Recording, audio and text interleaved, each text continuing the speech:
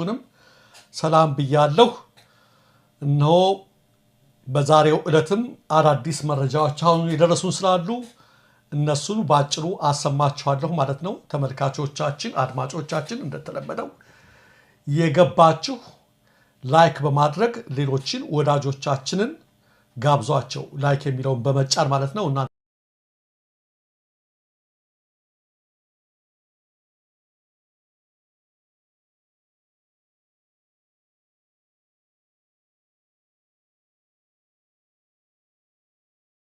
አቱ አበይት መረጃዎች ስናልፍ ትዕግስታችን እያለቀ ነው ሲሉ የህወሓት ቃል አቀባይ አስጠነቀቁ። ህወሓት ወታደራዊ ዝግጅቱን ማጠናቀቁንና ትዕግስቱ መሟጠጡን ቃል አቀባዩ አስታውቀዋል። የህወሓት ቃል አቀባይ አቶ ገብረ ጻድቅ ድርጅታቸው ለማንኛውም ወታደራዊ ግዳጅ ዝግጁ መሆኑን በወይን ሚዲያ በኩል ባስተላለፉት መግለጫ አስታውቀዋል። ቃል አቀባዩ በመግለጫቸው የህወሓት ትዕግስት ገደብ አለው፣ ወታደራዊ ኃይሉን በተጠንቀቅ ላይ ይገኛል በማለት ወቅታዊውን የክልሉንና የፌዴራል መንግስቱን ግንኙነት አስመልክተው ንግግር አድርገዋል። አቶ ገብረ በመግለጫቸው ትግራይ በፌዴራል መንግስቱ ውስጥ ያላት ሚና በተመለከተ ቅሬታቸውን የገለጹ ሲሆን በትግራይና በፌዴራል መንግስቱ መካከል ያለው ውጥረት እየጨመረ መምጣቱን ጠቁመዋል። አሁን ያለው ገደብ የሌለው ትዕግስት አይቀጥልም፣ ሁሉን አቀፍ ዝግጅት ተደርጓል ያሉት ቃል አቀባዩ የህዝብና የጦር ኃይሉ ለሚመጣው ማንኛውም ሁኔታ ዝግጁ እንዲሆን ጥሪ አቅርበዋል። ከኢትዮጵያ ለመገንጠል የቀረን የግዛት ማስመለስ ብቻ ነው፣ በኃይል መሬት ለማስመለስም ተዘጋጅተናል ሲሉ አክለዋል። ከኢትዮጵያ ጋር ምንም የሚያገናኘን ነገር የለም፣ የህዝቡ ማህበራዊ ስሪት ተበጥሷል ያሉት ቃል አቀባዩ የሚያገናኘን ነገር የፕሪቶሪያ የሰላም ስምምነት ብቻ ነው። ስምምነቱ የማይተገበር ከሆነና ግዛታችን በሰላም የማይመለስ ከሆነ ትዕግስታችን እያለቀ ነው ሲሉ አጠንክረው ተናግረዋል። አማራ ክልል በመከላከያና በፋኖ ኃይሎች መካከል ውጊያው ተባብሶ በቀጠለበት በአሁኑ ሰዓት በምስራቅ ጎጃም ዞን ከታፈሱ 1330 ወጣቶች መካከል 850 የሚደርሱት ከደብረ ማርቆስ ማሰልጠኛ ካምፕ መጥፋታቸው ተረጋገጠ።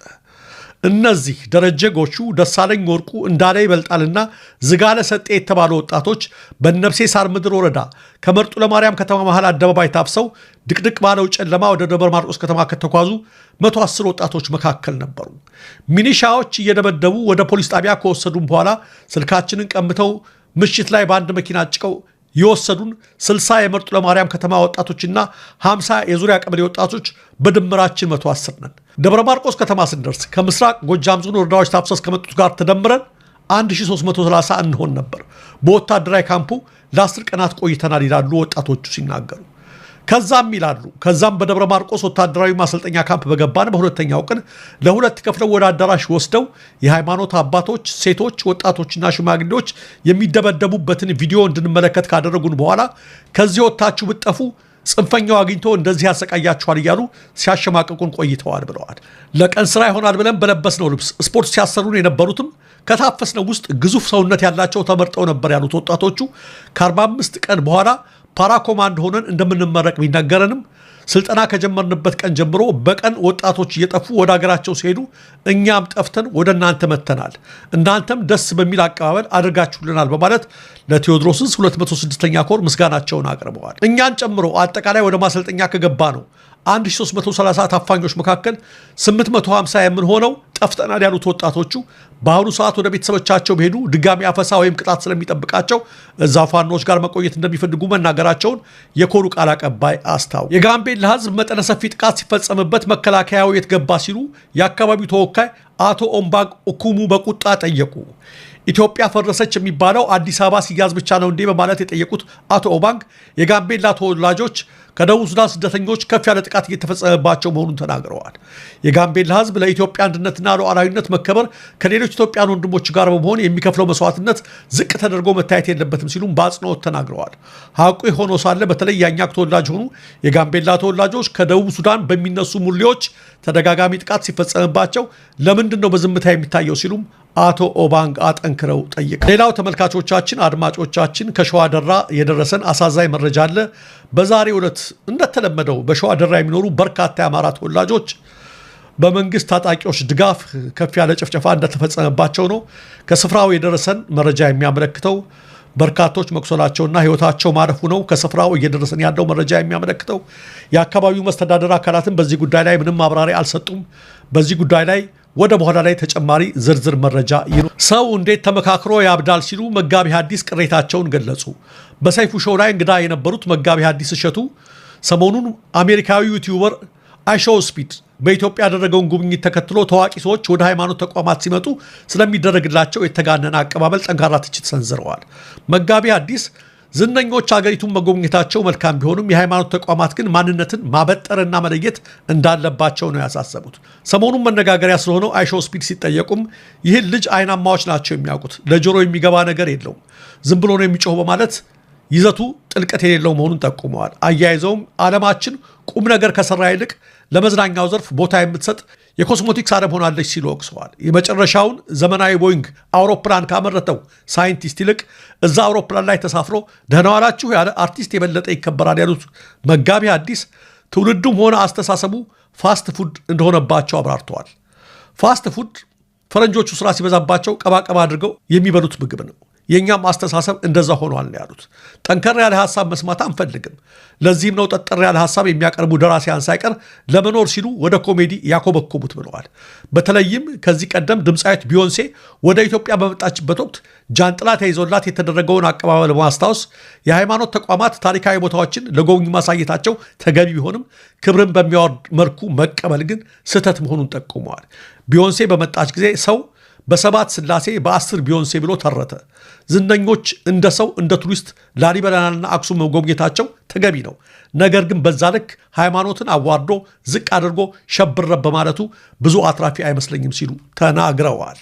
መጋቢ ሐዲስ እሸቱ አለማየሁ መልእክታቸውን ሲቋጩ እንዲህ አይነት ተግባር የሚፈጽሙ አካላት ጥቅምን አስበው ከሆነ ዓለም ገንዘብ ካገኘች እግዚአብሔርንም በ30 ብር ሸጣለች ማለት ጠንካራ መልእክት አስተላልፏል። የሱዳን ጠቅላይ አቃቤ ሕግ የሱዳን ጦር ኃይልን በመቀናቀን ከሚዋጋው የፈጥኖ ደራሽ ኃይል ጋር ተሰልፈው ሲዋጉ ነበር ባላቸው ኢትዮጵያን ጨምሮ ከተለያዩ ሀገራት በመጡ ከ100 በላይ ቅጥረኛ ተዋጊዎች ላይ ክስ መሰረተ።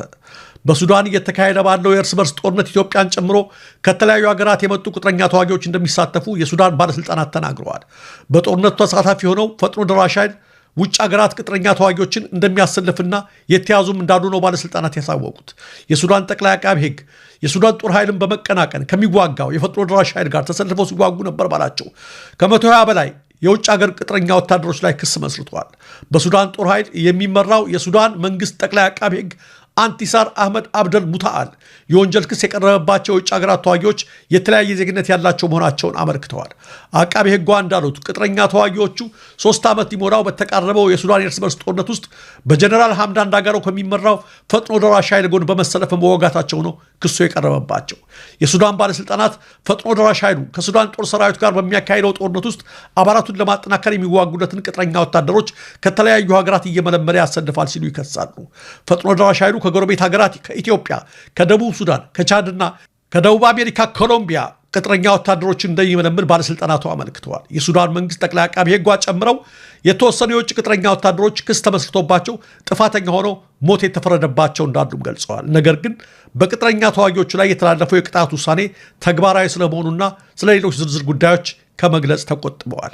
በሱዳን ጦር ኃይሎች አዛዥ በጀነራል አልቡርሃንና በፈጥኖ ደራሽ ኃይሉ መሪ በጀነራል ሐምዳን ዳጋሎ መካከል በተፈጠረ የስልጣን ፉክክር የተቀሰቀሰውን የሱዳን የእርስ በርስ ጦርነት ተከትሎ በ10 ሺዎች የሚቆጠሩ ሰዎች ሕይወታቸው ሲጠፋ ሚሊዮኖች ደግሞ ተፈናቅለዋል። ሰላም ጤና ይስጥልን ተመልካቾቻችን፣ እንደምን ዋላችሁ እንደምን አመሻችሁ። ከአንከር ሚዲያ ዝግጅት ክፍል የአክብሮት ሰላምታችንን እናቀርባለን። ሰሞኑን የአማራ ፋኖ ብሔራዊ ንቅናቄ መስረታን አስመልክቶ የተለያዩ ፕሮግራሞችን እያቀረብን እንገኛለን። በተለይም የንቅናቄውን አመራሮች ስለ ንቅናቄው አመሰራረትና የወደፊት አቅጣጫ የተመለከቱ ፕሮግራሞችን በማዘጋጀት ዘልቀናል። ዛሬም እንደዚሁ የንቅናቄውን ከፍተኛ አመራር ነው እንግዳ ያደረግነው። አርበኛ ጌታ አስራደ የአማራ ፋኖ ብሔራዊ ንቅናቄ የፖለቲካ ጉዳዮች መምሪያ ክፍል ኃላፊ ነው። ጌታ አስራደን የተለያዩ ጥያቄዎችን በማንሳት አብረን እንቆያለን። በጣም አመሰግናለሁ። አርበኛ ጌታ አስራደ እንኳን ደስ አላችሁ በሚል ልጀምር። እንኳን ደስ አላችሁ። አመሰግናለሁ መሳይ እንኳን አብሮ ደስ ያለን የእውነት አንተም በዚህ አንድነት ጉዞ ውስጥ የነበረን ጭንቀት እንግዲህ ኦልሞስት ከአመት በላይ አቃለውና እንኳን አብሮ ደስ ያለን ወንድማላ እንግዲህ እንዴት አድርገን እንደምንጀምር አላቅም ያው በተደጋጋሚም ስንገናኛንም ይሄ አንድነት እንዲመጣ ባንተም በእናንተም ስብስብም በሌሎችም እንደዚሁ ጫና በማድረግ የተከሄደውን ርቀት በሚገባ አረዳዋለውና ዛሬ ፍሬ አፍርቶ ትልቅ ክስተት ነው እውን የሆነው ምን ነበር ፈተናዎቹ አጠቃላይ የነበረውን ሂደት ባጭሩ ማስቀመጥ ከተቻለ አዎ መሳይ እንደምታውቀው አንተም በየለቱ ትግሉ ላይ ነው ያለው ሌላውም ህዝባችን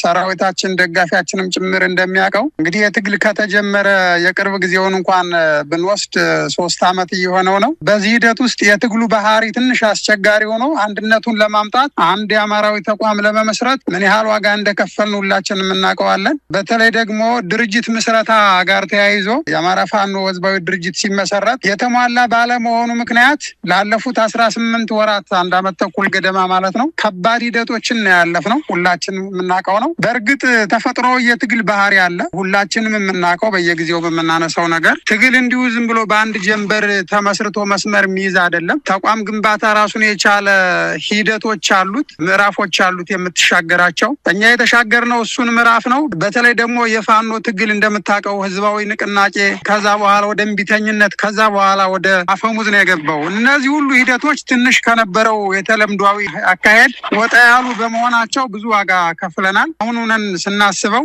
ንጡን እርሺው ልጁን አንሺው የሚባለው ሆኖ ነው እንጂ ብዙ መስዋዕቶችን ከፍለናል በዚህ ሂደት ውስጥ እንግዲህ በዚህ አመት የነበረው አንድነት ብዙዎቻችን በተናጥል መሄዳችን ምን ያህል ዋጋ እንዳስከፈለን በመረዳት በዚህም በዛም ያለው ወገን ቆም ብሎ በማሰብ በተለይ ደግሞ አመራሮች መሬት ላይ ያሉ የትግል መሪዎች ቆም ብለው በመረዳት ይህንን ታሪካዊ የሆነ አንድ ድርጅት እንዲወለድ ለማድረግ ተችሏል ወንድሞቻችን በተለይ ከአፋድም ከአፋባህም የነበሩ የአንድነት አመቻች ኮሚቴዎች እንዲሁም በታዛቢነት የተመረጡ 7 ሽማግሌዎች ላለፉት 3 ወራት በጣም ብዙ ትዕግስትን ጽናትን የሚጠይቅ ስራዎችን ነው ያለፍነው በእርግጥ ሂደቱን በተመለከተ በእውነተኛነት የአንድነት ሂደት ሁሉንም ነገር በቅንነት በወንድማማችነትና በመተማመን መንፈስ ነው የተሰራ ብሎ መውሰድ ይቻላል እንደምታውቀው ድርጅቶችን የምናዋሃደው በዛ ሂደት ውስጥ ደግሞ የቀጠናዎችን ውክልና ጉዳይ ታሳቢ ማድረግ አቅም ያላቸው አመራሮችን ጉዳይ ታሳቢ ማድረግና ሌሎች ጭምር የማመጣጠር ስራ ይሰራ ነበርና በጣም ብዙ ጥበብን የሚጠይቅ ሂደትን ያለፈው ነገር ግን ይሄ ሁሉ አልፎ ትናንትና ተቋቁስ የነበርን በሚዲያም በአፈሙዝ ማለት ነው ዛሬ በዚህ መንገድ የእውነት ከልብ ይቅርታና ወንድማማችነት በሚያጎላ መንገድ አንድ ተቋም ውስጥ ገብተና የተንጠባጠበ አካልም የለም አመራርም ሰራዊትም አደረጃጀትም ነው ወደ አንድ ተቋም የመጣውና ይሄ ሆኖ ስናየው እጃችን ላይ ሲገባ መሳይ እንደዋዛ ልናየው እንችላለን በእጅ ያዙት ወርቅ እንደ መዳብ ይቆጠራል እንደሚባለው ነገር ግን የስንት 10 አመታት የመስዋዕትነት ጉዞ የመስዋዕትነት ዋጋ ነው አሁን ያገኘነው ስለዚህ አማራ በዚህ መንገድ አንድ ድርጅት አንድ የነጻነት የትጥቅ ድርጅት መሰርተ በዚህ መንገድ መሰለፍ እውነት ለመናገር በጣም ትልቅ ፋይዳ ያለው ነው ሁላችንም ደስ ሊለን ይገባል ማለት ፈልጋለሁ መሳይ እንግዲህ አርበኛ የታስራደ ፋይዳውን በተመለከተ መለስበታለሁ እዛው ሰራዊት ውስጥ ነው ያላችሁት እዛው ህዝብ ውስጥ ነው ያላችሁት የምስረታው ብስራት እንደተሰማ በብዙ አካባቢዎች ደስታ ነበረ በሰልፍም በተለያየ መልኩም ተገልጿል ደስታው እንግዲህ ሰራዊቱም በዛው መጠን ደስታው ምን ያህል ሊሆን እንደሚችል እንገምታለን እስቲ እናንተ እዛው አብራችሁ ስላላችሁ እንዴት ነበረ ፍላጎቱም ጫናውም ከህዝቡ ከሰራዊቱ ነው የመጣው ይሄም እውን ከሆነ በኋላ በከፍተኛ ደስታ የተቀበለውም ህዝቡም ሰራዊቱም ነው እንዴት ትገልጸዋለህ መሳይ በተለይ በአንድነት ሂደት የመጨረሻ ምዕራፎች አካባቢ እውነት ለመናገር በጣም ፈታኝ ነበር በጣም ፈታኝ በተለይ ለዚህ ለአንድነት ኮሚቴውን ስለነበርና አካላት በየቀኑ አይደለም በየሰዓቱ የሚጠይቁን ሰዎች ነበሩ ይገርማል በተለይ እውነተኛ ታጋዮች አስመሳዮች ሳይሆን እውነተኛ ታጋዮችና ህዝባችን እውነተኛ ደጋፊያችን ትንፋሽ በሚያሳጣ ሁኔታ ውስጥ ነበርኛም የነበር ነው ካላቸው ጉጉት ካላቸው ጭንቀት አንፃር አገዛዙ ደግሞ ጊዜው የሚያደርገውን ውዥንብር የመፍጠር እና አገዛዙ የላካቸው አንዳንድ አካላት በመሃል የሚፈጥሩት አንዳንድ አሳሳችን ሂደት በመታዘብ በጣም በከፍተኛ ሁኔታ ነው ህዝባችን አሰራዊቱ ሲከታተል ነበር እናም እውነት ለመናገር ይሄ ድርጅት አልቆ ይፋ የሆነ ዕለት ብዙዎች እያለቀሱ ነበር በሳይ የደስታ ሲቃ ይህንን ዕለት ሳያዩ የሄዱ ወንድሞቻችን አሉ የአማራ አንድነት እንዲመጣ ሲታገሉ የነበሩ ህይወታቸውን የሰው ጀግኖች አሉ ምን አለ ይህን ጊዜ አይተው በሄዱ ምን አለ ይሄንን የደስታና የአማራ አንድነት አይተው በሄዱ በሚል በሲቃ ሁሉ ሲያለቅሱ የነበሩ አርበኞች አሉ። በጥቂቶቹ ከደስታቸው የተነሳ በርካታ ጥይትን በየቦታው ሲተኩሱ ነው የነበረ፣ ችቦ ሲያበሩ ነው የነበረው። ህዝባችንም በየቦታው እንኳን ደስ ያላችሁ ለመቆጣጠሩ አቅቶኛል ስልኬን ይገርምሃል። በጣም ብዙ ጀግኖች አንገታቸውን ደፍተው ያሉ አርበኞች ሁሉ በልክ ደስታቸውን የገለጹበት ነበርና ይሄ ራሱን የቻለ ሌላ በጣም ድራማቲክ የሆነ ሂደት ነው። ወደፊት እንግዲህ ሰፋ ባለ መድረክ ተቋማችን በህዝብ ግንኙነቱም በሌላው መንገድ ያወጣዋል ብዬ አስባለሁ እና እጅግ በጣም ከምድር በላይ ለመናገር ቃላትም እስከሚያጠር ድረስ ነው የነበረው ደስታ መሳይ። አርበኛ ጌታ አስራደም የአማራ ፋኖ ብሔራዊ ንቅናቄ አንድ እንዲሆን የነበረውን ፍላጎት ጥረት ውጣውረድ በብዙ መንገድ በቅርበትም ስለምናቀው ሊመጣ የሚችለውን ምክንያቱም እንዲህ አይነት ነገር ሲመጣ ምን ሊያመጣ እንደሚችል ይታወቃል። ከምንም በላይ ፋይዳው በትግሉ በፖለቲካና በወታደራዊ እንቅስቃሴዎቻችሁ በአጠቃላይ በአማራ ክልልም ሆነ በሀገር ደረጃ በምስራቅ አፍሪካ ቀጠናም ጭምር የዚህ ብሔራዊ ንቅናቄ መመስረት ብዙ ፋይዳዎች እንዳሉት ይታመናል። እንደው ከፋይዳዎቹ መካከል መጥቀስ የሚቻል ካለ እንግዲህ እስካሁን ድረስ ሁላችንም እንደው ደረታችን ነፍተን እንኳን ለመናገር የማንችልበት ጊዜ ነው የነበረው። ጠላት ሲሳለቅብን እውነተኛ ታጋዩ ደግሞ አንገቱን ደፍቶ የኖረበት በርካታ የዓለም አቀፍ ማህበረሰብ ደግሞ እንዲሁ ሲከታተልና የነበረው ሁሉም የማሸነፊያ መንገዱ ዋናው ቁልፉ አንድነቱ መሆኑን ያውቃል። ጠላትም ያውቃል፣ ወገንም ያውቃል፣ ዓለም አቀፉ ታዛቢም ያውቃል። አማራ እንዲሆነ ቀን የሚያሸንፍበት ጊዜ እንደሆነ አማራ አንድ ድርጅት የመሰረተ ዕለት የድሉ ዋዜማ እንደሆነ ሁሉም ታዛቢ ያውቅ ነበር። በተለይ ደግሞ እንደው ይህንን የፖለቲካ ሂደቱን ስናስተባበር ለነበርን አካላት በጣም ብዙ አንገታችን የሚያስደፋን ጉዳይ ቢኖር አንድ ጠላት ብለህ ዘርህን ሊያጠፋው የመጣውን አገዛዝ አብረህ አለመመከት፣ አንድ አይነት ፖለቲካ መስራት አለመቻል እጅግ በጣም ነበር ልብ የሚሰብረው መሳይ። አሁን ባለንበት ቁመና ይህ አንድነት ማለት ምንድነው ካልከኝ ለኔ ሁሉ ነገሩ ነው። በቃ የአሸናፊነት ቁልፍ በእጅ እንደመያዝ ነው የሚቆጠረው። ከዚህ በኋላ መረኝ መሳይ ድርጅታችን ህጋዊ በርና መስኮት አለው። ማንም ዘው ብሎ የሚገባበት ማንም ብድግ ብሎ ወጥቶ የሚሄድበት ድርጅት አይደለም። ከዚህ በኋላ ትናንትና የነበርንባቸውን አይተሃል። ሲፈልግ ማንም ይገባል፣ ሲፈልግ ወጥቶ ይሄዳል። ለምን ምንድነው ሁለት ጉድጓድ ያላት አይጥ አትሞትም ይባላል። ከአንደኛው ወጣ ወደ አንዱ ትሄዳለች። እንደ ጦጣ ከዚህና ከዛ ሲዘል የነበረ ምስለ ፋኖ ምስለ ታጋይ ከዚህ በኋላ የለም። እንዲህ አይነት ጨዋታ የለም። ድርጅታችን ትግላችን ግልጽ የሆነ በርና መስኮት አለው። ግልጽ የሆነ የአሰራር ፖሊሲና ፕሮቶኮል አለው። በዛ መንገድ ነው ሊቀጥል የሚችለው። ከዚህም በላይ መሳይ የአንድነት ማለት ከዚህ በኋላ ፖለቲካዊ ፋይዳው ዲፕሎማሲያዊ ፋይዳው እጅግ በጣም ከፍተኛ እንደሆነ መናገር ለቀባሪ ማርዳት ነው። ነገር ግን እስካሁን ድረስ ለመስራት የቸገረንን ፖለቲካ ለመስራት የቸገረንን ዲፕሎማሲ በወርድና በቁመቱ ልክ የምንሰራበት ጊዜ መጥቷል። ከዚህም በላይ ማህበረሰባችን ተሰቃይቶ ነበር። በፋኖ ስም ያልተሰማራ አውደልዳይ አልነበረም። ህግና ስርዓት የምናስይዝበት የመጨረሻ ምዕራፍ ላይ ደርሰናል። ተገቢ የሆነ የህዝብ አስተዳደር ስራዎችን የፍትህ አገልግሎቶችን የምናዋቅርበት ጊዜ ደርሰናል። ይሄ ብቻ አይደለም። ፋኖ ብዙ ጊዜ የሚቸግረው የሎጂስቲክና ፋይናንስ እንኳን ለመጠየቅ ተሸማቆ ነው ያለው። አንድ ካልሆናችሁ አናግዝም፣ አንድ ካልሆናችሁ ከጎናችን አንቆምም በሚል ለመድኃኒት መግዣ፣ ለልብስ መቀየሪያ፣ ለጥይትም ለሌላም ነገር ተቸግሮ ነው ያለ። ስለዚህ ከዚህ በኋላ አንድነት የፋይናንስና የሎጂስቲክ በሮችም እንዲከፈቱ ያደርጋል። እኔ ቀጣይ ሰፊ ዝግጅት የሚያስፈልገው ሆኖ በጥቅሉ ግን ይሄ አንድነት ማለት የስነ መንግስት ዝግጅት እንዲኖረን ወደፊት መንግስታዊ ቁመና እንዲኖረን የሚያስችል ትልቅ ከፍታ ትልቅ መርታ እንደሆነ አድርገን ልንወስደው እንችላለን። እንደው ባጭሩ ማለት የምፈልገው ግን ይሄ አንድነት ማለት የአሸናፊነት ቁልፍ በእጅ እንደመያዝ ይቆጠራል የሚል ሀሳብ ነው ያለኝ መሳይ። በእኛ ጌታ አስራደም ይሄ አንድነት ሊመጣ በዋዜማው ላይ የድርጅቱ አመራሮች ወደ መንግስት ሄዱበት እዛም ሄደው የተለያዩ መግለጫዎች የሰጡበት ሁኔታ ነው ያለው። ጥያቄያችን ተመልሷል የሚሉም አሉ። ይሄንን ልማት አላየንም ነበር ለካ እንዲ የለማች ነበር አዲስ አበባ ብለው በአዲስ አበባ ኮሪደር መንገድ ላይ ወጥተው ምስክርነታቸውን ሲሰጡም ሰምተናል። እንግዲህ ከናንተ ጋር የነበሩ ናቸው። አሁን ወደ መንግስት ሄደዋል። እንደው ምን ማለት ይቻላል? ጥያቄዎቻችን ተመልሷል ነው ያሉ ያሉት።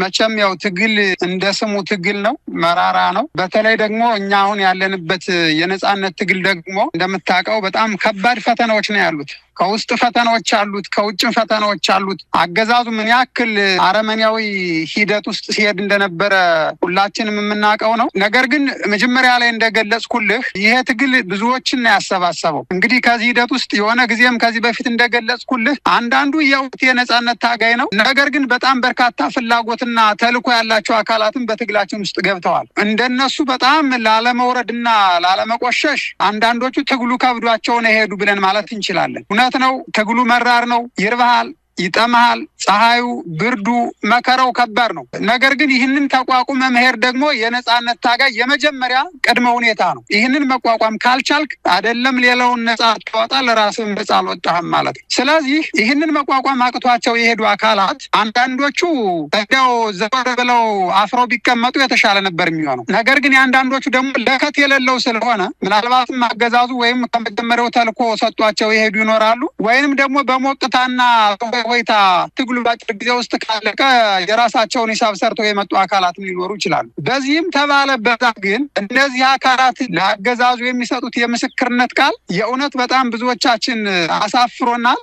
ትንሽ ፈገግ የሚያስደርግ ነገር አለው። እውነት ለመናገር ይሄ ትግል የፖለቲካ ትግል አይደለም። መሳይ ጀመር ነው የኑሮ ውድነትን ለማሻሻል፣ የጸጥታ ችግሩን ለማስተካከል ወይንም ጠላት እንደሚለው የባህር በር የሚል ማደናገሪያ፣ የልማት ጥያቄ፣ የትምህርት ጥያቄ፣ የስራ ዕድል ወይንም ደግሞ የፖለቲካ ውክልና ማግኘት ሌላ አይደለም። እንደው የግብር ፍትሃዊነት ጥያቄ፣ የመምረጥ ያለመመረጥ ምናምን ጉዳይም አይደለም። አሁን ይሄ መሳይ ብዙ ብዥታ ያለበት እዚህ ላይ ነው። የኛ የአማራ ጥያቄ አሁን የጠቀስኩልህ አይደሉ። አማራ ጥያቄ ተወባደገበት የመኖር መብት ነው የጠየቀው። በህይወት የመኖር መብት ነው። ከቦታ ቦታ የመንቀሳቀስ መብት ነው የጠየቀው። ርስቱ ላይ ልጅ ማሳደግ አልችል ብሎ ነው ወደ በረሃ የገባው። ፈጣሪውን ማምለክና ማመስገን እንዳይችሉ ነው አማራ ህዝብ። የሚፈልገውን ቋንቋ የመናገር መብት የለውም። እንደምታውቀው ባህሉንና ታሪኩን እንዲጠብቅ፣ እንዲንከባከብ፣ እንዲያዝንና እንዲደሰት እንኳን አልተፈቀደለትም። ስለዚህ ይሄ ደስታውን አደባባይ ላይ እንኳን ወጥቶ መናገር ያልቻለ የአማራ ህዝብ የመጥፋት አደጋ ነው ያንዣበበበት። በአጠቃላይ እንደ ሰው መቆጠርና በህይወት የመኖር መብት ነው የተነፈገው። ስለዚህ ይሄ ደግሞ የህልውና አደጋ ነው። ጫካ የገባ ነው የአማራ ህዝብ እንዳይጠፋ ይህንን ለመከላከል ነው የገባ ነው እንጂ እነሱ እንደሚሉት ጥያቄያችን ተመልቷል፣ አገሪቱ እየለማች ነው የሚሉት ነገር አሳፋሪም ጭምር ነው። እውነት ለመናገር በእርግጥ ለብአዴን ብትነግረው በየትኛውም አእምሮና ጆሮ ሊያዳምጥ አይችልም። ብአዴን ራሱን የቻለ ሌላ ጥልቅ ምርምር የሚያስፈልገው ማንነት ነው። ራሱን የቻለ ብአዴን አይደንቲቲ ወይም ማንነት እየሆነ መጥቷል። እንዲህ አይነት ባህሪ ያለው ብሔር ወይንም ደግሞ ጎሳ ወይንም ደግሞ ሌላ እንትን አለ ብላ አትወስድም። ስለዚህ እኔ አገባባቸውንም ብትወስድ በእርግጥ ብዙዎቹ አሳፋሪ በሆነ መንገድ ነው የሄዱት። ስንት ጀግኖቹ 4 እና 5 የጠላትን ሬጅመንት ደምስሰው የማረኩትን ድሽቃ ለጠላት አሳልፈው የሰጡ ናቸው። ይሄ የፈጸሙት ታሪክ ይቅር የማይለው ክህደት ነው። የጠላትን አቀባበል በተመለከተ አይተዋል። አንዳንዶቹ ሳልቫጅ ሱፍና ከራባት ለጊዜው ምናልባት እንደ ፊልም ሰሪ ጥቁርም ምንም መነጽርም ለብሰው ነው የሚታዩት። እንግዲህ ይሄ አንደኛ አብይ አህመድና የኦህዴድ ብልጽግና አገዛዝ ባህሪው ምንድነው የሚለውን ለማያውቅ ሰው ትንሽ ውዥንብር ሊገባ ይችል ይሆናል። ከዛ ውጭ ግን ህዝባችን፣ ሰራዊታችን፣ ደጋፊያችን እውነታውን ያውቀዋል። እነዚህ ሰዎች ምንድነው እያሉ ያሉ ብለን ስንወስድ የወጣንለት ጥያቄ ተመልሷል ወይ ብሎ ለሚጠይቃቸው መልስ እንደሌላቸው ቢታወቅም ለህዝባችንና ለታዛቢው ግን ይህን ጥያቄ መጠየቅ እፈልጋለሁ። እውነት ነው አገዛዙ ካድሬና ቤተሰብ መናፈሻ የተሰራውን የኮሪደር ልማት ማየት ይቻላል። ነገር ግን ትናንትና ቻይናን እንዳየው ነው የምቆጥረው ብሎ ሲናገር የነበረ ትናንት ታጋይ ነህ ብሎ ሲናገር የነበረው አካል ልክ ያንን የገበታ ልማት ወይም ደግሞ የኮሪደር ልማትና የገበታ ለሀገር እንደ ጎበኛ ሁሉ እኔ የምጠይቀው ምን መሰለ መሳይ፣ አማራን እንዲያየው ፈልጋለሁ። የኢትዮጵያን ህዝብ እንዲያየው ፈልጋለሁ። አሁን አማራ የት ነው የወደቀው? እስኪ ወለጋ ይሂድ፣ አሩሲ ይሂድ፣ እስኪ አማራን ይየው። እስኪ ቄሊንጦ ይውረድ፣ ቃልቲ ዝዋይ ይሂድና የአማራ ጀግኖች ያሉበትን ሁኔታ ይመልከት። ሂዶ ይመልከት እስኪ ጀግኖች ያሉበትን ሁኔታ። አማራን ለመታዘብና ለማየት ሽመልስ አፈናቅሎ በድንኳን የሚማቀቀውን 600,000 700,000 መከራው እየበላ ያለውን አማራ እስኪ ይደየው። ደብረ ብርሃን ተፈናቃይ ካምፕ ሂድ፣ ኮምቦልቻ ሂድ፣ ፍኖተ ሰላም ሂዱ። አማራ ያለ በዚህ ሁኔታ ነው ያለው። አማራ እውነታውን ለማየት ከፈለገ በገበሬው ቤት ከነበሩና ህሊና ካላቸው የአማራ ገበሬ በምን አይነት ሁኔታ ነው ያለው? ምን ያክል ሲያማራ ታዳጊ ነው መኖር አልችልም አልችል ብሎ በስደት የበረሃና የባህር አሳ ቀለቡ ነው የቀረው ምን ያክሉ ነው? እንደው ከገበያና ከስራ ተፈናቅሎ እብድ መስሎ ብቻውን እያወራ የሚሄደውን አማራ መመልከት ቢችሉ ወደ ህሊናቸው ቢመለሱ እሱን ነበር ማየት የሚችሉት። ከጋዛም ህዝብ ከዳርፉርም ከማይናማርም ህዝብ በላይ መከራውን እየበላ ያለ ህዝብ ነው ያለ። ወደኋላ ተመልሰን ከ100 ዓመት በፊት የነበረውን የቅኝ ግዛት ነው የሚያስታውስህ። እኔ ባጭሩ እነዚህ ከዳተኞች ትናንትም የትግሉ ጡረተኞች የነበሩ አሁናዊ ቁመናቸውን ምስክርነት ስጥ ብትለኝ እናስብ የምንችለው ልክ አንድ ስራው ላይ ሆኖ ለአድወልፍ ሂትለር እንደማገልገል ወይም ደግሞ እንደመገረር ነው የሚቆጠረው። ሌላ ምንም ልል አልችልም። ከነሷቸው ነገሮች ትግሉ ተጠልፏል፣ የመጣነውም ትግሉ ስለተጠለፈ ነው የሚል ነገርም አንስተዋል። የእውነት ትግሉ ተጠልፏል ወይ? በሌሎች ኃይሎች የሚዘወር ነው ያሉም ይገልጹታል። የእናንተ ትግል የፋኖ ትግል ከበላይ የሚቆጣጠረው በረጅም እጅ የሚዘውረው አካል አለ ማለት ነው? አይ እንግዲህ ያው ምን መሰለህ መሳይ፣ እንግዲህ ትግል የከበደውም ይሁን ከዳተኛ ብዙ ምክንያት ሊደረድር ሊያቀርብ ይችላል። አንዳንዶቹ በዳውንት ድርድር ነው የገባ ነው ሲሉ ሰማለሁ። እዚህ ከአፍሪካ ህብረት ከምናምን ጋር እያሉም ይቀባጥሩ አሉ። ሌሎቹ ከህወሓት ጋር አልሰራም ብዬ ነው የወጣው ይላሉ። አንዳንዶቹ ደግሞ አይ የአማራ ጥያቄ ተመልሷል ይላሉ። ሌሎች ደግሞ በጣም የወረዱት ደግሞ ፋኖ ዘራፊ ነው ይላሉ።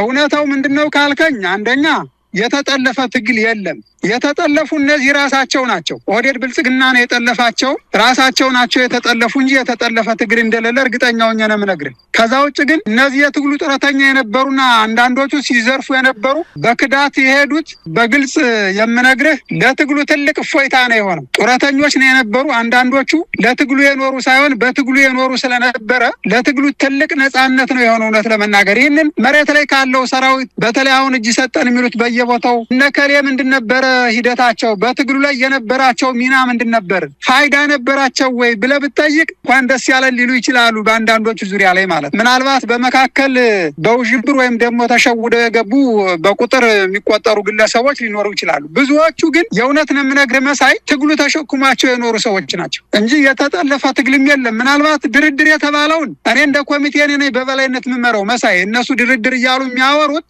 ውርደታቸው ለራሳቸው ነው እንጂ ያን የነበረውን እንትን በወቅቱ የነበሩ አካላትን መጠየቅ ይቻላል። እነዛ አካላት ትግሉን ለመገምገም የመጡ አካላት ናቸው እንጂ ስለ ድርድር የመጡ አካላትም አይደሉም። ከሆነም ደግሞ በድርጅት ደረጃ ነው የተያዘው። የዛ ኮሚቴ ሰብሳቢም የነበርኩኝ እኔ ነኝ። ነገር ግን ከዛ ፕሮግራም ላይ እንኳን ያልነበሩ ሰዎች በዳውንት ተደራድረን የመጣን የሚሉ አስቂኝ ሰዎችን ለመታዘብ ችያለሁ።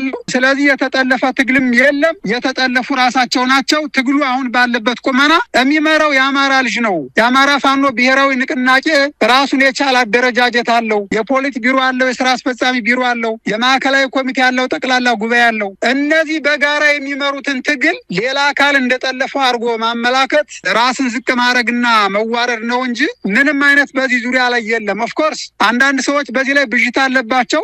ወደፊት የእነሱን ሀሳብ የምናጠራው በንግግር ሳይሆን በተግባር ነው ሊሆን የሚችለው። በተግባር የምናሳያቸው ከነገ ጀምሮ ድርጅቱ የሚሰራቸው የተቆጠሩ ስራዎች ናቸው የሚያረጋግጡልን። ሌሎቹ ግን የሚያቀርቡት ምንም ምክንያት ስለሌላቸው ፋብሪኬት አድርገው ተራ ወሬ ይዘው የመጡ እንደሆነ እንድታውቀው ለማለት ነው። መሳይ አርበኛ ጌታ ስራደም አሁንስ እንደው ጠርተዋል አልቋል ወይ? ከዚህ በኋላ ምናልባት በዚህ በአዲሱ ባቡር ላይ መሳፈር ሳይፈልግ ለመውረድ ያኮበኮበ ይኖራል ወይ? በአጠቃላይ አሁን ያለውን ከተመሰረተው አዲሱ ንቅናቄ ጋር ተያይዞ በምን ቁመና ላይ ነው ያላችሁት? እውነተኛውን እስከ መጨረሻው እስከ ድሉ ደሴት ድረስ የሚጓዘውን በደንብ አንጥራችሁ ለይታችሁ ነው ይዛችሁ የምትሄዱት? እስቲ አጠቃላይ ያለውን ሁኔታ እንዴት ትገልጸዋለህ? አዎ ምንድነው ቀድም መግቢያ ላይ እንደነገርኩ የትግሉ ባህሪ ይዞት የመጣ በጣም ብዙ አይነት ነው። በብዙ አይነት የሚገለጽ ነው እንደምታውቀው ማለት ነው።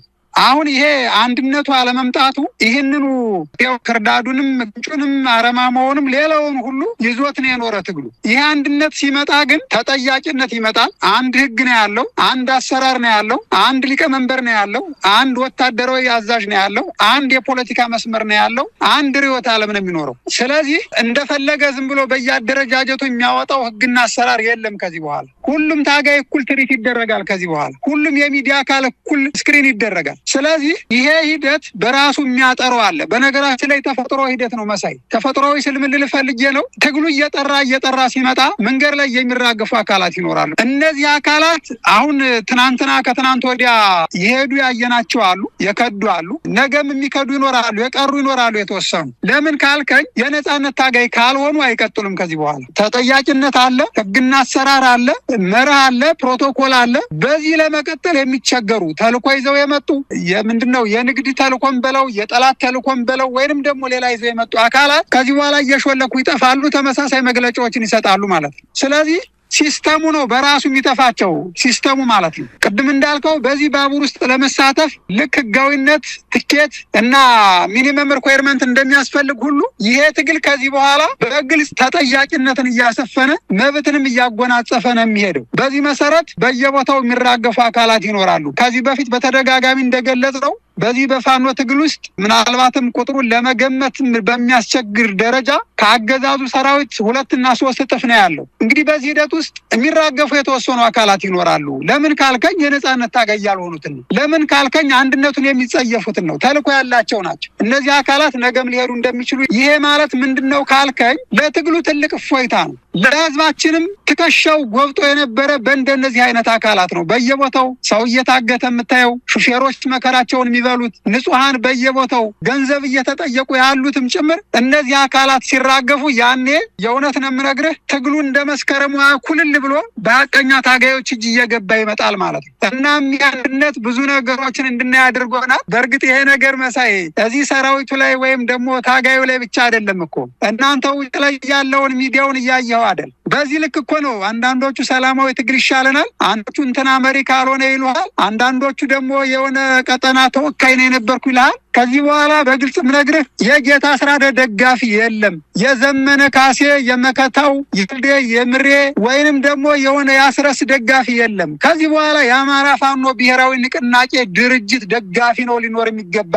እውነት ነው ግለሰቦችን ልናደንቅ ልንደግፍ እንችላለን። ነገር ግን እያንዳንዳችን የድርጅቱ አመራሮች ከድርጅቱ በታች ነን፣ እጅግ በጣም በታች ነው ያለነው። ከዛ በታች ነው ያለነው። ከአማራ ሕዝብ በታች ከፋኖ በታች ነው ያለው። ስለዚህ ወደዚህ መስመር የሚመጣ ብቻ ነው የሚቀጥለው። ሚዲያው ላይም እያየኸው ነው። በጣም በሚገርም ሁኔታ ምን ያህል ተንደርድረው እየወረዱ እንደሆነ ብአዴንና ኦህዴድ ብልጽግና በዚህ ልክ ያሰማራቸው አካላት ወይንም ደግሞ ትግሉ ያልገባቸው አካላት በግልጽ እንዴት እንደቆሙ አይተናልና በዚህ ልክ ነው ትግሉ እየጠራ ያለ መሳይ። እንግዲህ አርበኛ ጌታ አስራደ አሁን ንቅናቄው ተመስርቷል። ከዛ በኋላ በአገዛዙ መንደር የሚታየውን መረበሽ በግልጽ ነው እየተንጸባረቀ የሚገኘው። የአማራ ክልል የጸጥታ መዋቅርን የአብይ አህመድ ጀነራሎች እየገመገሙ ነው። ነገሮች አዝማሚያቸው ጥሩ እንዳልሆነ ተረድተዋል። ብዙ የሰራዊቱ አካላት የሚሊሻውም የአድማ በታኙም እንዲሁም የመከላከያ ሰራዊት በከፍተኛ ቁጥር ነው ምድብ ቦታውን እየለቀቀ እጅ እየሰጠ የሚገኘው። በተለይም የአንድነት ምስረታውን ተከትሎ በስፋት እየታየ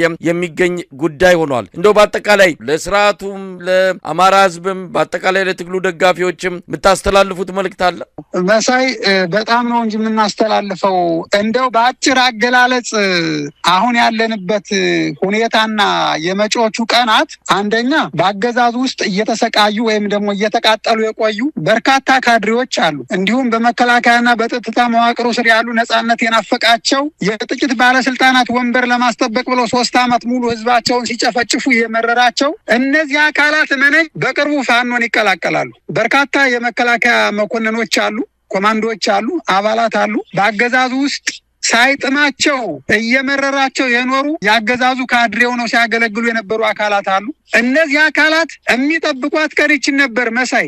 እኔ እውነት ለመናገር እነሱንም እንኳን ደስ ያላችሁ ማለት ያስፈልጋል። እንኳን ደስ ያላችሁ። የአማራ የነጻነት ጊዜ፣ የኢትዮጵያ የሰላም ጊዜ፣ ፍትህ ጊዜ እየመጣ ነው ልንላቸው የሚገባ እነዚህን ጭምር ነው። አሁን ብዙ ሰው ታጋዩ እዚህ መሬት ላይ በረሃ ለበረሃ የሚንከራተት ብቻ ይችላል። በርካታ የውስጥ አርበኞች አሉ። አገዛዙ ውስጡ ነው መላው ጠፍቷቸው ነው በየትኛው ድርጅት እንግባ የሚል ሲያሳስባቸው የነበሩ ነው። እነዚህ አካላት ከዚህ በኋላ ወደኛ ይቀላቀላሉ መሳይ። በሌላ በኩል ታጋዮች ሳይሆኑ የትግሉ ጡረተኛና አስመሳዮች ወደሚመስላቸው የትግላቸው አካል ይሄዳሉ።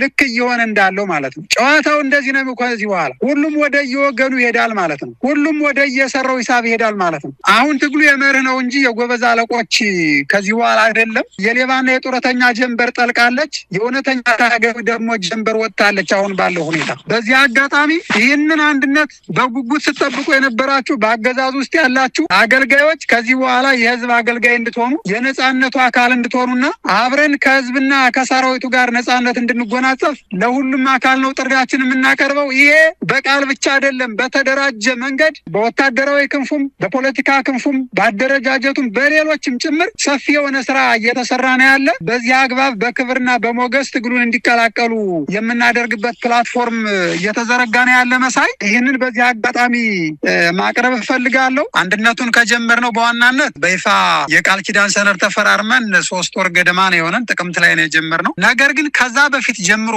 ከ6 ከ7 ወር በፊት ሰኔና ግንቦት አካባቢ ጀምሮ የአማራ አንድነት እንዲመጣ የእውነት ጥረት ሲያደርጉ የነበሩ በዶክተር ልዑል አስፋወሰን የሚመራ 7 አባላት ያሉት ኮሚቴዎች አሉ። መጀመሪያ አካባቢ እኛንም ሲጠይቁን እንዳፋር ትንሽ ጥርጣሬ ነበርን። መቼም ትግሉ ያሳለፍነው ጊዜ ከባድ ስለነበር በጥርጣሬ ነው የገባ ነው። ግን አንድነቱን ስለምንፈልገው የፈለገ ይሁንን ብለን ነው የገባ ነው። ከገባን በኋላ ግን እውነት በጊዜ ተገለጠ። የእውነት ነው የምልህ፣ ከልብ ነው የምናመሰግናቸው። በርካታ ጊዜያቸውን መስዋዕት አድርገው አንዳንዶቹ ከመደበኛ ስራ ሁሉ ከመፈናቀል ደርሰዋል። በዚህ ምክንያት የእነሱና የኛ የሰዓት አቆጣጠርም ተመሳሳይ ባለመሆኑ ምክንያት በጣም በብዙ መንገድ ሲታዘቡን፣ ሲመክሩን፣ አቅጣጫ ሲያሳዩን፣ አንዳንድ ጊዜ ደግሞ ከባድ ሁኔታ ሲገጥመን በተናጠል ሁሉ እያማከሩ የእውን አንድነት እንዲመጣ የከፈሉትን ዋጋ እውነት ልናሳንሰው አይገባም።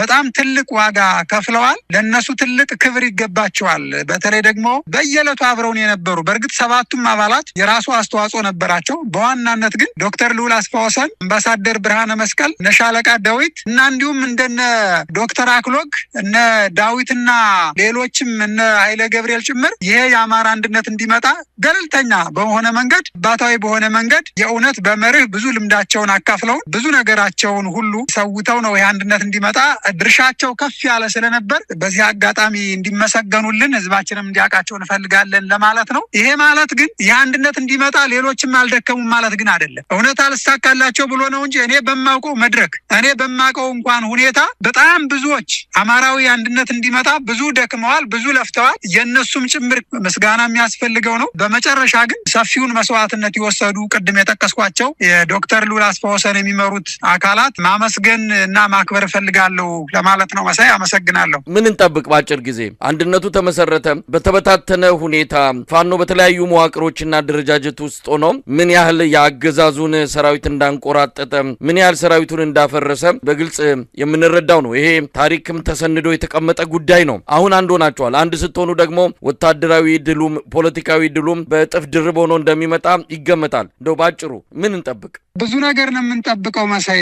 አማራ ፋኖ ብሔራዊ ንቅናቄ እጅግ በጣም ብዙ ነገሮችን በጥልቀትና በስፋት እየሰራ ነው ያለው። በቅርብ ጊዜ በርካታ ተአምራቶችን እናያለን። በዲፕሎማሲው ዘርፍ፣ በወታደራዊ ጀብዱ፣ በፖለቲካው እና በሌሎችም ጭምር አጠቃላይ በተለይ ይሄ አየሩን የሞላው ሚዲያ ከዚህ በኋላ በሰከነና ስርዓት ባለው መንገድ የሚሄድበት ሁኔታ ነው። ፖለቲካችን ከዚህ በኋላ መስመር ያለው ፖለቲካ ነው የሚሆነው። አሰራራችን ዝም ብሎ በዘፈቀደ ወይም በግለሰቦች ሳይሆን ተቋማዊ የሆነ አደረጃጀታዊ የሆነ ነው። ከአንድ ምንጭ የሚፈልቅ አሰራር ነው ከዚህ በኋላ የሚዘረጋው። ማንም ብድግ ብሎ ባለቤት የሚሆንበት አቋም የሚይዝበት ትግል ከዚህ በኋላ ቀርቷል። ድርጅታዊ ነው፣ መንግስታዊ መዋቅር ነው ከዚህ በኋላ የምንጠብቀው። በዚህ ልክ ነው የሚሆነው መሳይ። ይሄ ጊዜ ይሄ ምዕራፍ ቅድም እንደነገርኩ በርካቶች መስዋዕት የከፈሉለት ነው። እንደዋዛ የምናየው ድል አይደለም። እጅግ በጣም ቀጠናውን አገሪቱን ትርምስምሱን ያወጣ ነው ይሄ ጉዳይ። እንደምታውቀው በተለይ የምስራቅ አፍሪካ ጠበብ እስካደረገውም የቀንዱ ፖለቲካ በየጊዜው ተለዋዋጭ እየሆነ መጥቷል። አሁን በተለይ ያለንበት ሁኔታ በርካታ ስጋቶችንም ተስፋዎችንም ያንዣበበበት ሁኔታ ነው ያለው፣ ይዞ የመጣ ሁኔታ ነው ያለውና በዚህ አጋጣሚ እርግጠኛ ነኝ የዚህ የግዙፉ ፋኖ አንድ ድርጅት መስርቶ ብቅ ማለቱና ይሄ ድርጅት መወለዱ አጠቃላይ የቀጠናውን ፖለቲካም ጭምር አውዱን እንደሚቀይር እርግጠኛው እነግርሃለሁ። ከዚህ በኋላ ይሄ ኃይል የሚያስቆመው ምድራዊ አቅምም ኃይልም የለም። የቸገረን ነገር የከበደን ነገር አሁን ተፈቷል ሁሉም ነገር። ስለዚህ ወደፊት ከሚመጡ በቀጠናው ካሉ ልዩ ኃይሎች በተሻለው ሁኔታ ቁመና ሊይዝ የሚችል ሊሰለፍ የሚችለው ፋኖ ነው ብለን መውሰድ እንችላለን። የቀጠናውን ፖለቲካም ሊቀይር የሚችልበት ሁኔታ ይኖራል ማለት ነው። በመጨረሻ ግን ይህንን ቀን እንድናይ ያስቻሉን እጅግ በጣም ጀግኖቻችን መቼም የማንረሳቸው አርበኞች አሉ። ክብር ለነሱ ይገባል። ክብር ለደጉ የአማራ ገበሬ ይገባል። ይህን ትግል ተሸክሞት ያለ የአማራ ሕዝብ ያሳለፈውን መከራ እኔ የታሪክና የፖለቲካ ተንታኞች ወደፊትም በሰፊው እንዲጽፉት እንፈልጋለን። 3-4 መከራዎችን ነው በጫንቃው አዝሎ የኖረ። ለዚህ ላደረሱን ለነዚህ ንጹሃን እውነተኛ ደጉ የአማራ ገበሬና ለንጹሃን ታጋዮቻችን መስዋዕት ለከፈሉ በዚህ አጋጣሚ እነሱን ሳላነሳ መሄድ አልችልም። ክብርና ምስጋና ለነሱ ይገባቸዋል። አመሰግናለሁ። መሳይ በጣም ነው ማመሰግነው። አርበኛ ጌታ አስራደ የአማራ ፋኖ ብሔራዊ ንቅናቄ የፖለቲካ መምሪያ ኃላፊ፣ ለነበረን ቆይታ በጣም አመሰግናለሁ።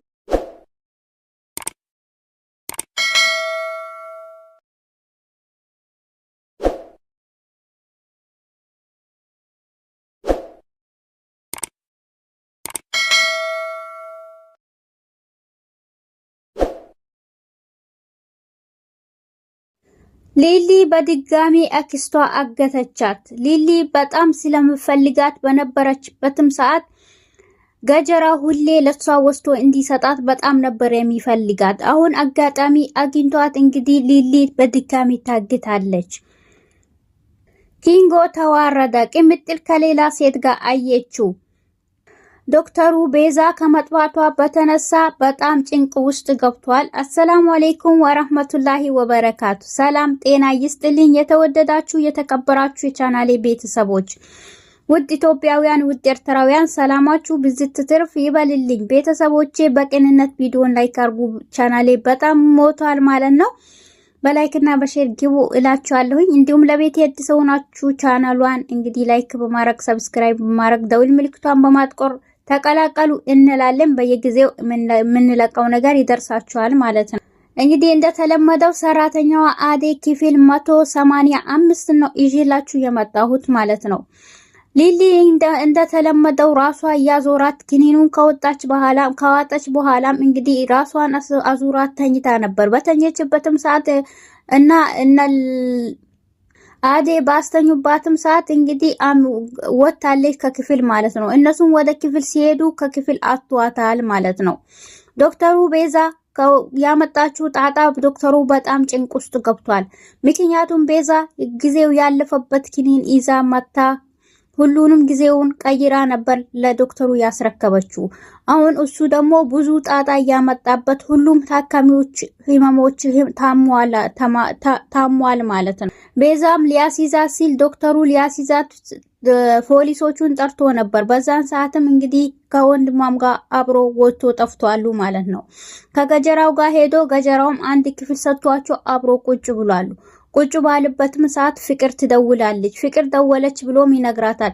በዛን ሰዓት ዛሬ ኬት ዛልኳቱን በማለትም ይነግራታል። የኔ ፍቅር በማለትም ያናግራታል። በዛን ሰዓት ምንድነው ጉበቴን ራሴን ትላለች። በኔ አጠገብ ደግሞ በማለትም ትቆጣዋለች። እና አሁን ይፈልጋለሁ እንድመጣ ብላም ታናገረዋለች። እሺ ብሎ እሱም አሁን መውጣት አለብኝ፣ ስለዚህ ውጭም ላይ ያለውን አየር አየት አድርጌ መምጣት አለብኝ፣ ምን እንደተፈጠረ ማየት አለብኝ ብሏት ቤዛ ያናግራታል።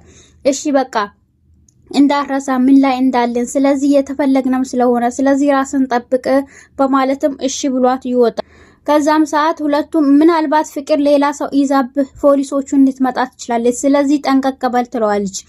እናም ለማንኛውም እጠነቀቃለሁ ብሎም ሲሄድ እሱም ጫካ ውስጥ ተደብቆ ፍቅር ብሎ ይጠራታል። አይ ብቻዋ ነች በማለትም ያጣራል። ምንድነው አንተ እዚህ ተደብቀህ የምትጠራኝ በማለትም ትነግራለች። አይ ፖሊሶች እየፈለጉኝ ነው ብሎም ይነግራታል። እና እንዴ ዛሬ ኬትዝ አልኩሽ ደግሞ ዛሬ ደወልሽልኝ ብሎም ሲጠይቃት በቃ ለዚህ ነበር ያዙኝ ልቀቁኝ እኔን ራሴን ምናምን የምትለ ነበረው በቃ እንደዚህ ነበር ብላም ታናግረዋለች። እንዴ እኔማ ሁሌ በርሽ አጠገብ እየመጣው ነው እንዴ አንቺ የለሽም እንጂ ይላታል። የጠፋሽማ አንቺ ነሽ ብሎም ይነግራታል። እና ዛሬ በጣም ፈልጌህ ነው መጣሁት ይላል። እንዴ ለሁሉም ነገር አለሁኝ እና አዴን ልታስወግድልኝ እፈልጋለሁ ትለዋለች። እንዴ እቺ አዴ ግን የኔም እህት እንደዛ ትላለች፣ አንቺም እንደዚህ ምን አርጋችሁ ነው ምን ብታረጋችሁ ነው ብሎም ይጠይቃታል። እና እኔ የሚላቸው ሰዎች ሁሉ እናቴን፣ አባቴን፣ እህቶቼን፣ ጓደኞቼን ሁሉ ቀምተኛለች። ስለዚህ እሷን አንድ ነገር ልታረግልኝ እፈልጋለሁ ብላም ትነግረዋለች። እንዴ ምንም ችግር የለም ክፍያው እንስማማ እንጂ ሁሉንም ነገር ያልሽው ነገር ሁሉ አረጋለሁ ይላታል። በዛን ሰዓትም ችግር የለም ክፍያው የፈለከውን እሰጣለሁ፣ ስለዚህ ብቻ የሷን ነገር ጨርስልኝ፣ ወደኔ ብላ እንዳመጣ ብቻ አስደርግልኝ ትለዋለች። እና በቃ ልግደላት ሲል አረ በፍጹም መግደልማ አትግደላት፣ ነገር ግን ወደኔ እንዳትደርስብኝ አድርጋት ትለዋለች። እሺ ችግር የለም ብሎም ያናገራት ያለ ፖሊሶቹ ይመጡበታል። አረ ፖሊሶች ብሎ እሷንም ይዞ ወጥቶ ይሸሻል። ሊሊም ቤት ውስጥ ቁጭ ብላለች። ቁጭ ባለችበትም ሰዓት ባቡሬና የባቡሬ እናት ሁለቱም እስቲ ሄደን እንያት በማለትም ሁለቱም ወደ ፍቅር ቤት ይሄዳሉ። በዛን ሰዓትም ሲሄዱም ክኒን አልዊጥም ብላ ለአዴ አስቸግራታለች። እንኳንም ደህና መጣችሁ በማለትም ወይኔ የእትዬ እንኳን ደህና መጣሽ የማሚ ጓደኛ በማለትም ታናግራታለች። አዎ ልጄ መጣሁኝ ምን ነው ጠፋሽ እኮ ትላታለች። በዛን ሰዓት ይሄን ልጅ ለምን አመጣሽ እኔን እንዴት እንደሚያይኝ በጣም ነው የምፈራው ትላታለች። እቺ ዶክተሯንም እቺ መምህሯንም ይሄንንም ልጅ አስወጭልኝ ትላታለች። እናም ደግሞ ክኒን አልዊጥም ብላም ትነግራታለች አዴ። በቃ እኔ ሰጣታለሁ ስትል እና ይሄን ደግሞ ቃል ግቢልኝና አስወጣቸዋለሁ ይሄን ክኒን ዋጪ ትላታለች። እሺ እነሱን አስወጭልኝ ትላታለች። በዛን ሰዓት ምግብ ስጫት በማለትም አዴ ምግብ ታመጣለች። ምግቡና ክኒኑን ከወሰደች በኋላ እንቅልፏ መጥቶም ትተኛለች። በዛን ሰዓትም አዴና ባቡሬ ወጥቶ የነበረው ተመልሶ ሲመጡ ተኝታለች። ባቡሬ ወስታ ወደ መኝታ ክፍል አስተኛት ብላም ትነግረዋለች። እሺ ብሎ እሱም ወደ መኝታ ክፍል ወስዶ ያስተኛታል። በዛን ሰዓትም ባስተኛት ሰዓት እነሱ አስተኝቷት ሲመጡ እሷን ወጥታ ጠፍታለች ማለት ነው። እሷም ወጥታ በጠፋችበት ሰዓት በሄደችበት መንገድ ላይ በጣም አዙሮት ያዙራታል። መሬቱ ሁሉም ይዞርባታል። ግራ ገብቶታል። ምን ሆኜ ነው ብላ ብቻውም ታወራለች። በዛን ሰዓት ነበር ያገኛት። ገጀራውም ራሱን ቀይሮ ወደ ዶክተሩ ጋር ሄዶ ታካሚ መስሎ አሞኛል እና የሰጣችሁን ክኒን መጥፎ ነው መሰለኝ፣ ተቀይሮብኝ ነው መሰለኝ፣ ድሮ ግን የሚሰጡን ክኒን በጣም ጥሩ ነበር፣ አሁን ግን በጣም እንትን ብሎኛል ብሎም ያጣራል። እሱም ይሄንን ሊያጣራ ነበር የሄደው። እኔ ምልህ እናም ደግሞ ህክምናው ችግር የለም እኔ አስተካክልልሃለሁኝ፣ ስለዚህ ሌላ በድጋሚ ትመረመራለህ ሲለው አረ ምን ነው ክኒኑ ጊዜው ያለፈው ክኒን ነበር እንዴ የሰጣችሁኝ? አረ በፍጹም ችግር የሆነ ሰሞኑን ችግር ስለተፈጠረ ነው እንጂ ምንም ችግር የለም፣ አሁን ትመረመራለህ፣ ሌሎቹን ታካሚዎቹን እስከ መጨረስ ድረስ ወደ ውጭውና ቁጭ በለዋል። እሺ ይላል። እኔ ምልህ ያቺ ልጅ የት ጠፋች ይላል። ማነች ይለዋል። ቤዛ ነች እንዴ ሲለው አው መሰለችኝ ስለ እሷ ስራ ለቃ ወጣለች ይለዋል። እሱም ራሱን ሊያጣራ ቀስ ብሎ ራሱን ቀይሮ ነበር ገጀራው የገባው ማለት። በዛን ሰዓት ነበር ከዛ እየወጣ ሊሊን ያገኛት። እኔማ በቃ ጥሩ አጋጣሚ አገኘው ሊሊን ከዚህ በኋላ ይዤ መሄድ አለብኝ፣ እንደው ይሄን አጋጣሚ አግኝቻለሁ፣ ዛሬስ መቼም አልፋታሽም በማለት ተከትሏታል ማለት ነው። ኪንጎ ሌላ ፍቅረኛ ይዟል በማለትም ፍቅረኛ ይዛሃል በማለትም ጠርጥራ በጥፊ መክተዋለች ቅምጥል። በዛን ሰዓትም እሱም ከስራ የመጣ ያለ ዛሬ ብር ላበድርህ ስትል አይ ሌላ ሰው አበድሮኛል ብሎም ሲነግራት እንዴ እኔ ያለው እንዴት ነው በሌላ ሰው የምትበደረው ብላም ትናደዳለች። እንዴ እሷም እኮ ያንን ጊዜ እኔም እንዳንተ ነበርኩኝ ብር አጥቼ ነበር በማለት ነበር ሰጠችኝ እንጂ ለሌላ ነገር አይደለም በማለትም ይናገራታል። በዛን ሰዓትም ስልክም ስደውል የኔ ቆንጆ ብላ ሴፍ አርገዋለች ማለት ነው። ይሄን አይታ በጥፊ መታ ትገርማለች፣ ሁለተኛ አትከተለኝ በጣም ባለጌነህ በማለትም በጥፊ መታው ቅምጥል ሄዳለች። በዛን ሰዓትም እኔ ነግሬህ አልነበረም በማለትም ዳይመንድ ያገኘዋል። ምን ሆንክ ሲል ቅምጥል ትተኝ ሄደች በማለትም ሲነግረው እኔ አላልኩህም ነበር መቼም አልወደድኳትም ነበር ሲነግረኝም በማለትም እንዴት ነው እኔ አሁን የምታረቃት እሷ እኮ ዝም ብላ ነው የምትቆጣው በማለትም ይነግረዋል። በል እንደለመደው ሄዳ አባብላ እንትን በላት አንድ ጥፊና አንድ ካልቾ ብትሰጠህ እንጂ በማለትም ዳይመንድ እንደምታውቁት ጉራውን ነፍቶበት ይሄዳል። እና ሂድ ተከተላት በማለትም እሱን ተከትሎ ወደ ቤት ይሄዳል። ለምን መጣህ በማለትም ስትጠይቀው አንቺ ሰውን ሳትረጂ እንትን አትበይ በማለትም እሱም ሁሉንም ነገር ያስረዳታል። እኔ በፍጹም ይሄን ነገር አስቤው ሳይሆን አንተ ባታስበው እሷ ሌላ ነገር ታስባለች። ስለዚህ ዛሬ ስራ አለ ወይ ስትል የለኝም ይላታል። ነገ ስትል በቃ እሷ የሷን ቤት ታውቀዋለች ሲል ኧረ አላውቀውም ይላታል። እና ቤቷን ካላወቀ ወደ ስራ ቦታ ሄጄ በስራ ቦታ አንጠባጥባታለሁ። ስለዚህ የኔም ባል መሆንህን እነግራታለሁኝ በማለትም ትነግረዋለች። ስለዚህ ካሁን በኋላ ተጠንቀቅ፣ ሚስቴ ነች ብላ እንድታስተዋውቅ ይፈልጋለሁ በማለትም በቃ እሺ ይላታል እሱም ማለት ነው። እና ሊሊ ይዟት ሄዳ ወይስ አልሄደም? ገጀራው እንግዲህ ተከትሏት ነበር። እሷም አዙራት ወደቀች ወይስ አልወደቀችም? እንግዲህ ቤተሰብ መጨረሻው እንደዛ ያዞረባት፣ እሱ ደግሞ ተከትሏት ነበር። ቪዲዮም ያለቀው እንግዲህ በሚቀጥለው ቪዲዮ ይዘን እንቀርባለን። እስከዛው ቤተሰብ ሁላችሁንም ወዳችኋለሁኝ። ወሰላሙ አለይኩም ወራህመቱላሂ ወበረካቱ።